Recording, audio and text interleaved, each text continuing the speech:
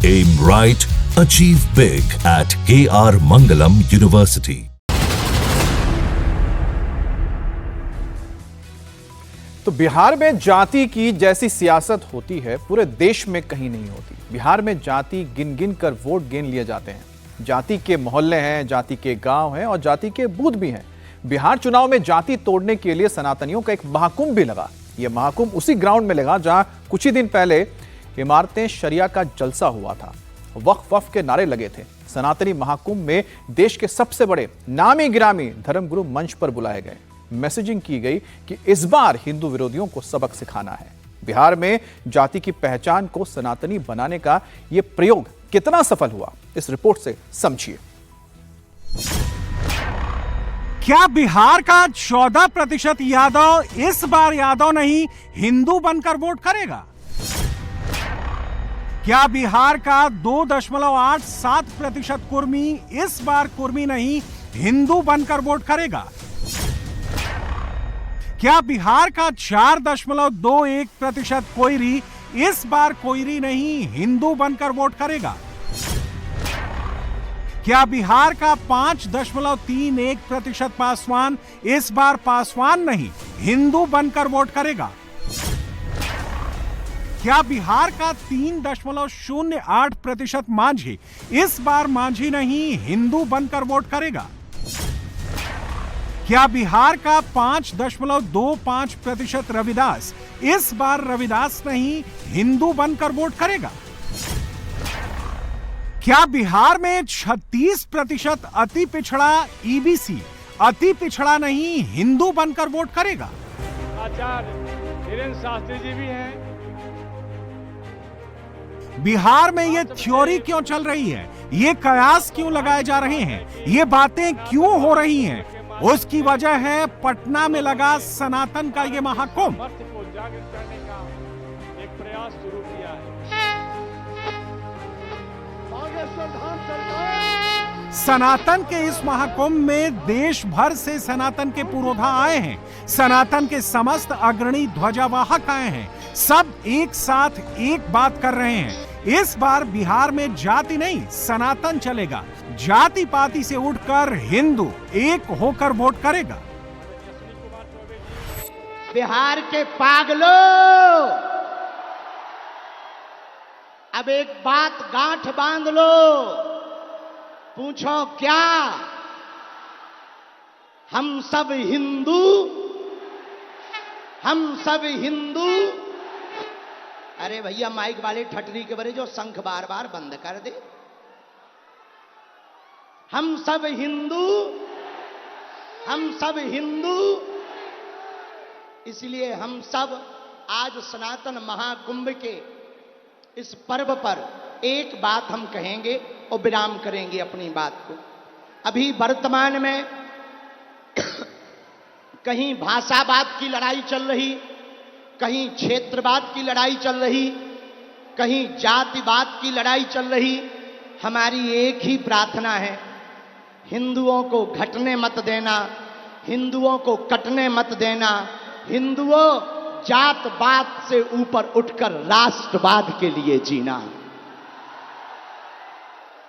यदि राष्ट्रवाद के लिए नहीं जियोगे तो इस देश को बहुत सी ताकतें गजवाए हिंद बनाना चाहती हैं। और बिहार के पागलों, हमारा एक ही सपना है, भगवाए हिंद होना चाहिए। अगर हुआ मेरे धर्म पर घात तो मैं प्रतिघात करूंगा, क्योंकि मैं हिंदू हूं, सिर्फ हिंदुत्व की बात करूंगा।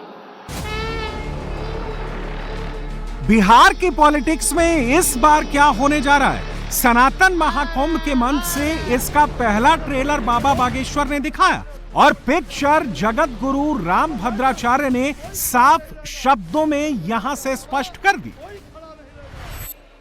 हम सभी हिंदुत्व के पथ पर चलेंगे।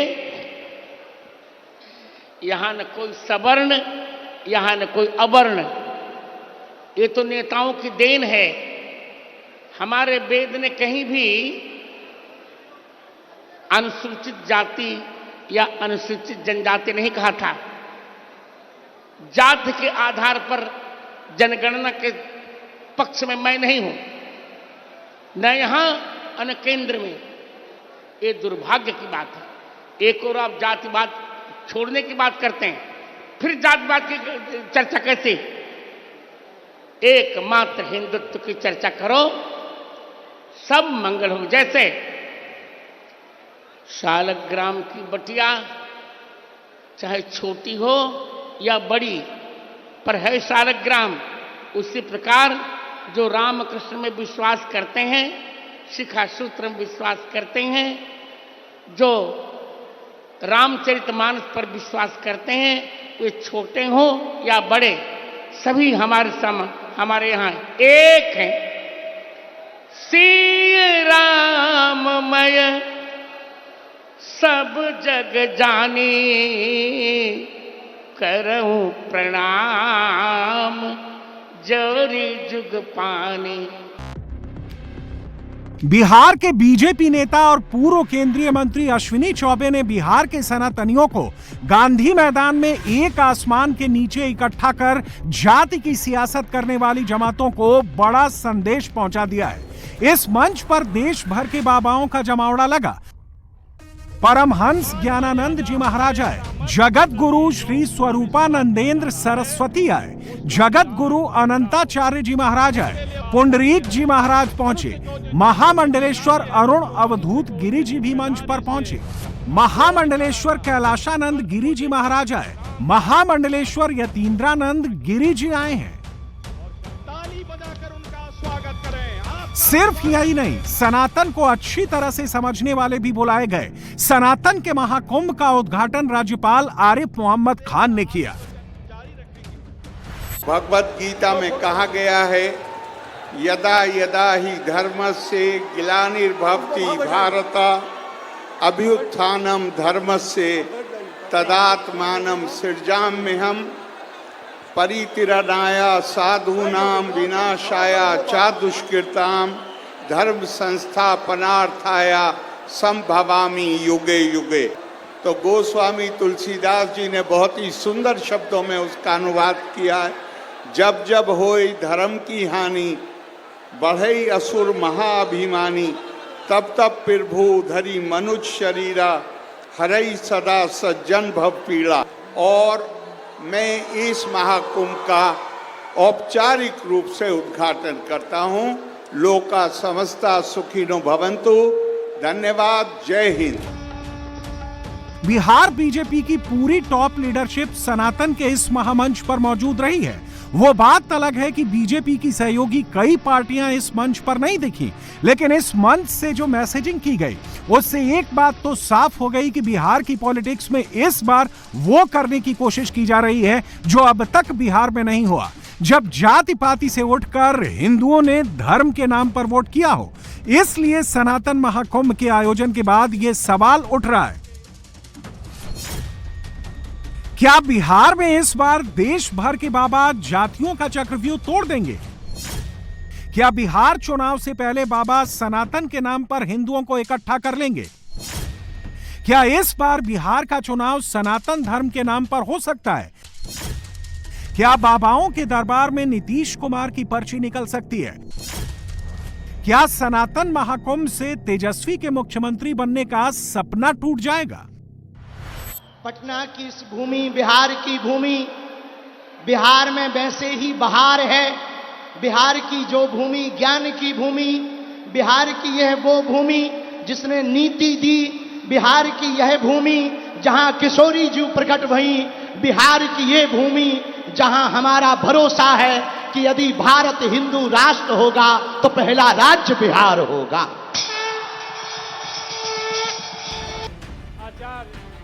शास्त्री जी भी हैं। क्योंकि इस मंच से बिहार के चुनाव की इस नई थ्योरी का उस शख्स ने ऐलान किया है जो जाति पाति का सबसे बड़ा विरोधी है और हिंदू एकता का सबसे बड़ा समर्थक है, हिंदू राष्ट्र बनाने की कसम खाने वाला नायक है।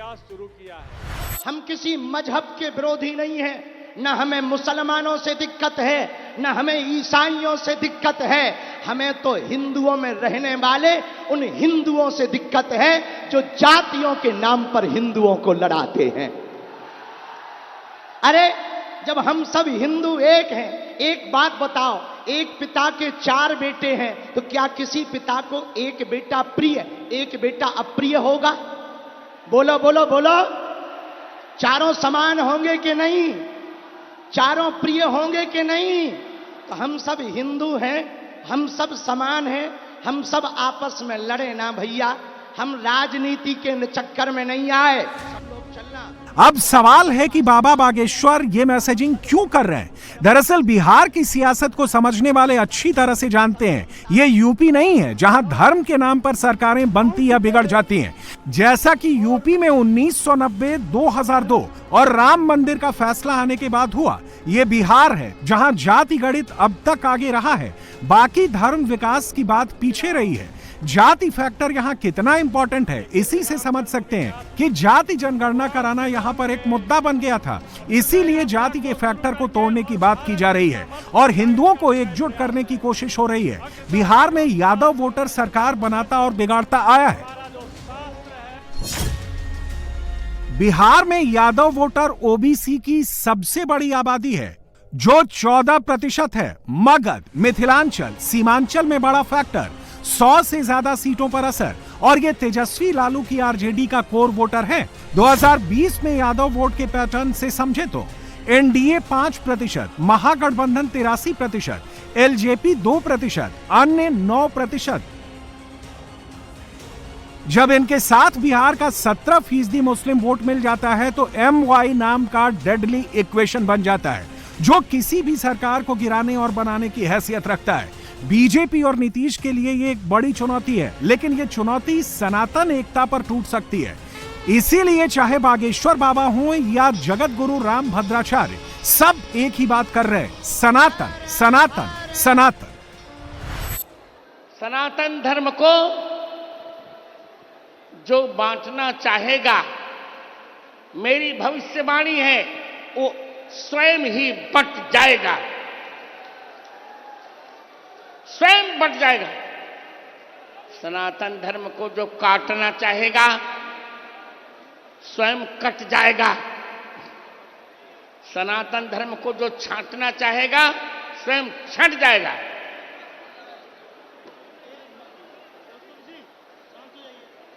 मित्रों,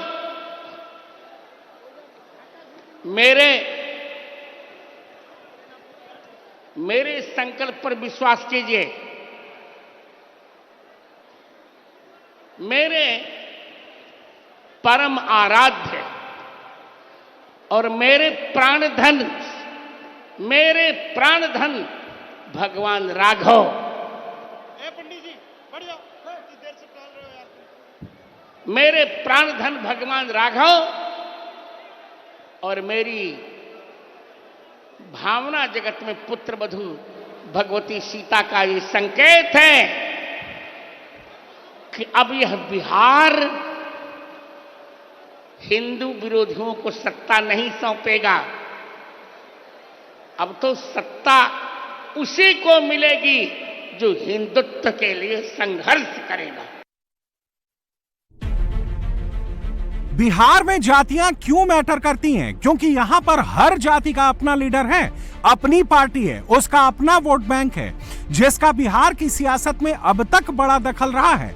जैसे यादव वोट पर लालू तेजस्वी की आरजेडी अपना हक जताती है, उसी तरह पासवान वोट पर चिराग पासवान का दावा है। फिलहाल चिराग एनडीए के साथ हैं। अगर पासवान नाराज भी होता है तो सनातन वो बूटी है जिसके आगे जाति की दीवार हो जाती छोटी है। दलितों में सबसे बड़ी आबादी पासवान वोटर की है। चिराग पासवान के कोर वोटर हैं। पासवान को दोसाध भी कहा जाता है। बिहार में कुल आबादी 5.31% है। 35 से ज्यादा सीटों पर असर रखते हैं। 2020 के विधानसभा चुनाव में 17% पासवान एनडीए के साथ रहे। महागठबंधन को 22% पासवानों का वोट मिला। एलजेपी को 32% पासवानों ने वोट दिया, जबकि अन्य को 30% वोट मिला। उसी तरह मांझी वोट के कर्ता धर्ता जीतन राम मांझी हैं, वो भी एनडीए के साथ हैं। मांझी वोट की भी बिहार में अपनी ताकत है।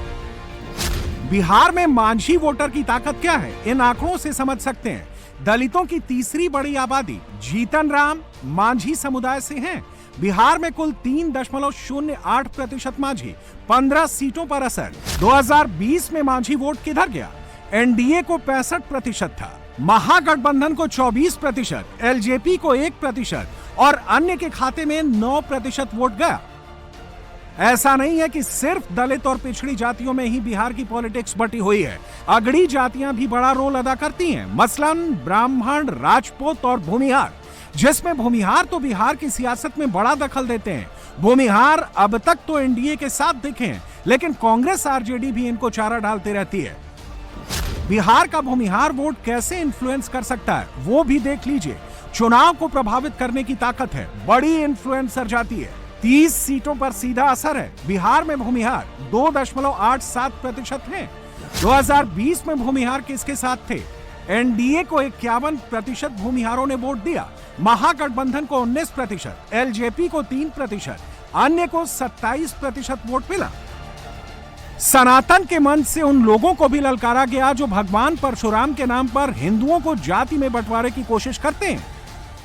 बिहार कोई सामान्य वस्तु नहीं है।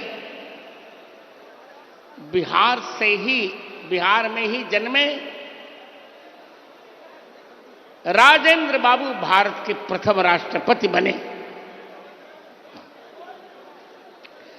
बिहार में ही जन्मे रामधारी सिंह दिनकर ने कहा, याचना नहीं अब रण होगा, संघर्ष महाभीषण होगा। तो मित्रों, अब हमें हिंदू विरोधियों से संघर्ष करना है, संग्राम करना है। जब तक संघर्ष नहीं होता तब तक उत्कर्ष नहीं होता। लोग, एक बात कहूं और कह रहा हूं, विलंब हो रहा, फिर भी लोग परशुराम जी को ब्राह्मणवादी मानते हैं। ऐसा नहीं, भगवान परशुराम ब्राह्मणवादी नहीं है। ब्राह्मण है पर ब्राह्मणवादी नहीं। वे तो आतंकवाद, जो आतंकवादी हैं उनका दमन करने के लिए भगवान परशुराम का अवतार हुआ था। इसी चलिए हम आतंकवादियों का दमन करेंगे, हिंदुत्व विरोधियों का दमन करेंगे, राष्ट्र विरोधियों का दमन करेंगे। जिस तरह से सनातन महाकुंभ में इस बार जाति की राजनीति को खत्म करने का शंखनाद कर दिया गया, क्या वो बिहार की सियासत को बदल देगा? बिहार के लिए एक बड़ा सवाल है। सबसे ज्यादा चुनौती तो नीतीश कुमार के लिए है। तेजस्वी यादव जाति जनगणना कराने का श्रेय नीतीश कुमार के साथ बांटना नहीं चाहते। नई वोटर लिस्ट के मुद्दे पर वो नीतीश कुमार के कोर ईबीसी वोटर से जोड़ रहे हैं, ईबीसी को तोड़ने की कोशिश कर रहे हैं। आपको बता दें, बिहार में गैर यादव, कोयरी, कुर्मी, ओबीसी, ईबीसी सबसे बड़ी ताकत है, जो नीतीश का ट्रम्प कार्ड है। इसकी ताकत यह है कि इसका सीधे सीधे बिहार की 243 सीटों पर असर है। बिहार में 36% ईबीसी, कुल 130 जातियां और उपजातियां हैं। नाई, मल्लाह, लोहार, तेली, कुम्हार और नोनिया जैसी जाति शामिल है। ईबीसी यादवों और मुस्लिमों का बड़ा सामाजिक समूह है। नीतीश की सोशल इंजीनियरिंग ने ईबीसी बना दिया।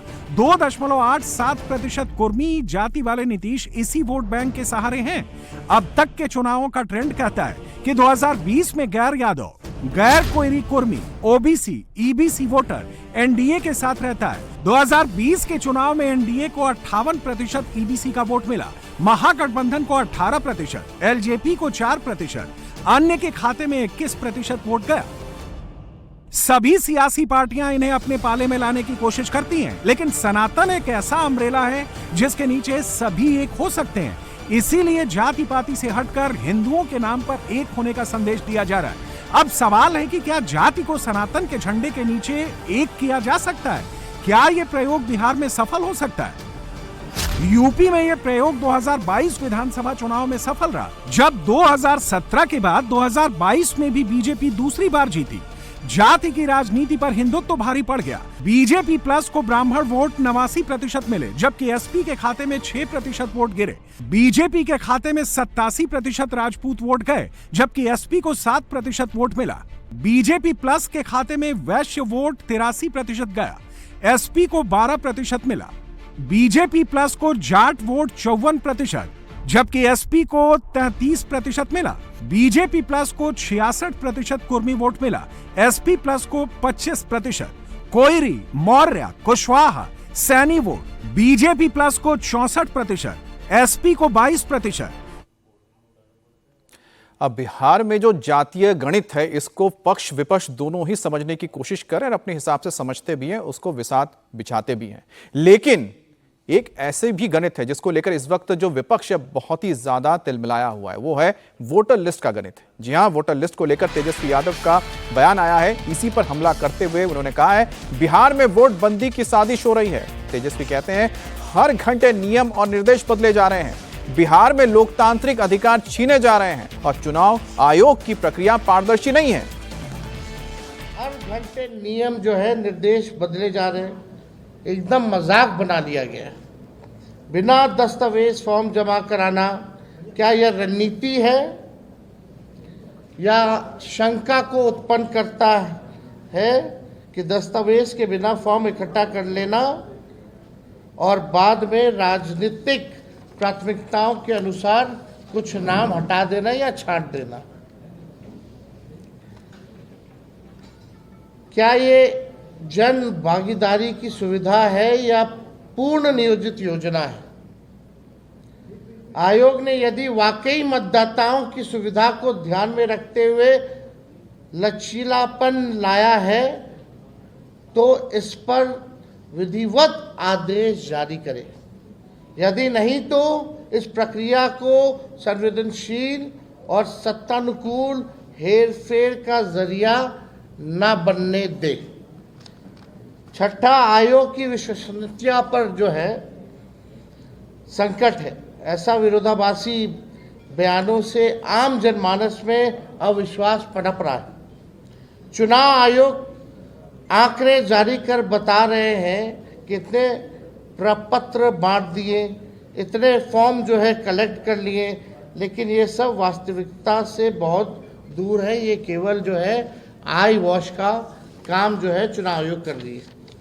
पटना निर्वाचन आयोग में मीटिंग में हमने कुछ सवाल जो है रखे थे। पहला सवाल हम लोगों ने रखा था, क्या भारतीय निर्वाचन आयोग को केवल वही 11 दस्तावेज स्वीकार करने का विशेषाधिकार प्राप्त है? दूसरा, सरकार द्वारा जारी अन्य दस्तावेज जैसे Aadhaar card, ration card, MNREGA card, job card इत्यादि मतदाता सूची पुनरीक्षण प्रक्रिया में अस्वीकार्य क्यों है? मतलब इन कार्डों को, आधार कार्ड हो, जॉब कार्ड हो, मनरेगा कार्ड हो, राशन कार्ड हो, इसको आप लोगों ने इंक्लूड क्यों नहीं किया, एक्सक्लूड क्यों किया? आधार कार्ड जारी करते वक्त सरकार आपकी आंखों की पुतली। और अब सबकी नजर सुप्रीम कोर्ट में है, जहां वोटर लिस्ट के इस मुद्दे को लेकर 10 तारीख को सुनवाई होने जा रही है।